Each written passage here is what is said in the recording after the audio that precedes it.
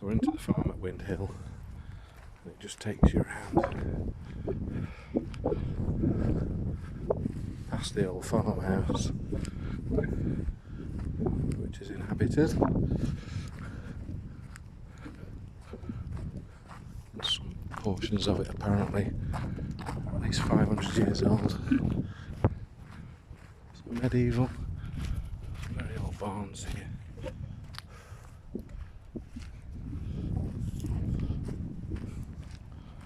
And then it brings you down to the path that takes you across the fields to the bottom where we started, below the rocks. So that's another route across there if you want to make it circular that way and go back down the hill. We're going to go down Windhill Lane today. I'm going to be confident and let her off here. Mabel. See the winter berries here on the holly. See the thrush or a field fare. The field fare seems to be a larger thrush. It mainly spends its summers in Scandinavia and comes down here for the winter, feeding on our berries. In the UK, and they move around in flocks. Not overly large that I've seen, but I'm sure there are some large flocks. They move around for protection, looking for food. And then after our winter in the springtime, they head up back up to Scandinavia for the fresh pickings up there. So this is Windhill Lane. It's quite steep. It's a lot easier than coming up through the fields on the other side.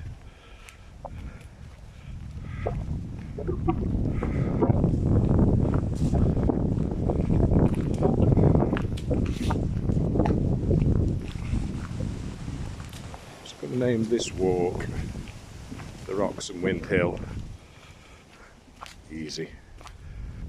Rocks and Windhill Farm. I'll split the video into two just to make it a little bit more palatable. I need to edit some parts of these videos a little bit more.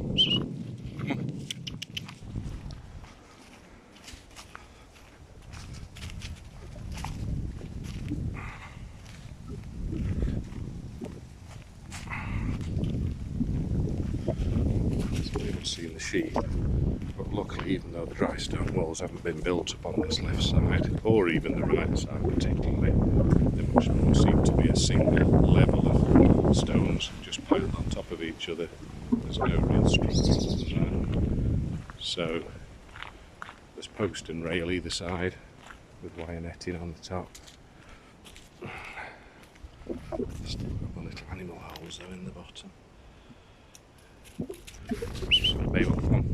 So she's seen the sheep.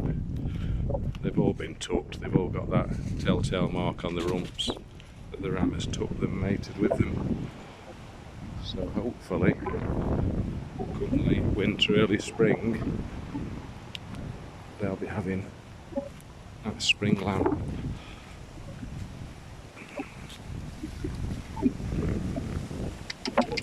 So she smells them as she sees them. But, these fields aren't easy to get into at all.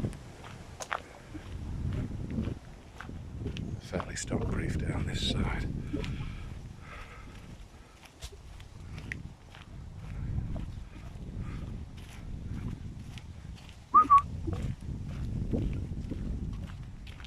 Yeah, they are field fares. I can see a small flock of them in this field to the right. They've just been feeding on the berries. They move around very quickly and they're lovely to see, like a large starling.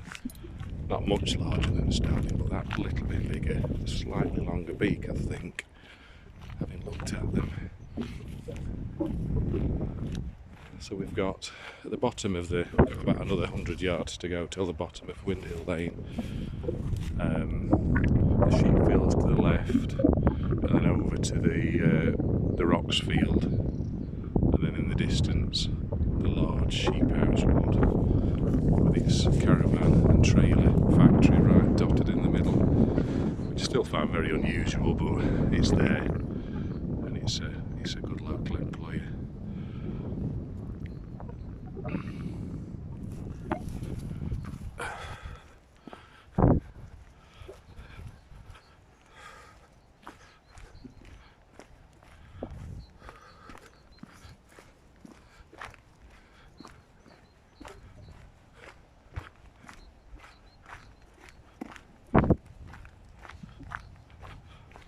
A couple of little birds there I didn't recognise in flight.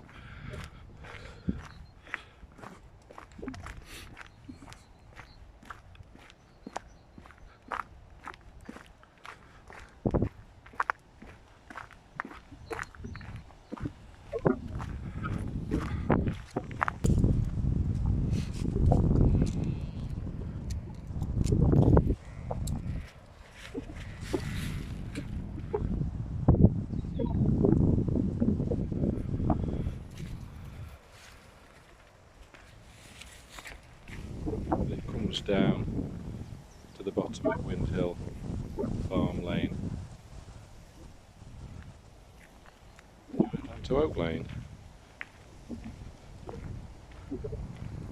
or Oaks Lane, sorry, and that's Langley Brook Farm, and that tree line there is the line of the walk that we came through earlier on, the permissive bridle way.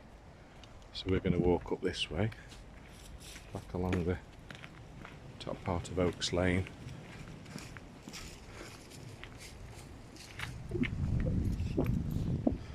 Lots of oaks scattered about. Oh no, that's an ash. What am I on about?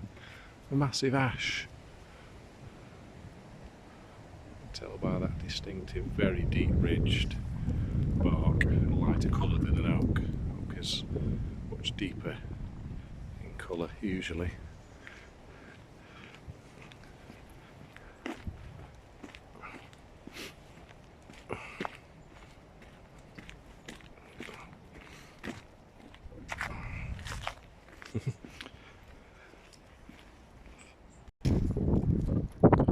That's Mabel modelling a stick. So Oaks Lane, there's a lovely little seat on the end here. This little area becomes Clay Pits Lane, just here, it's all covered over.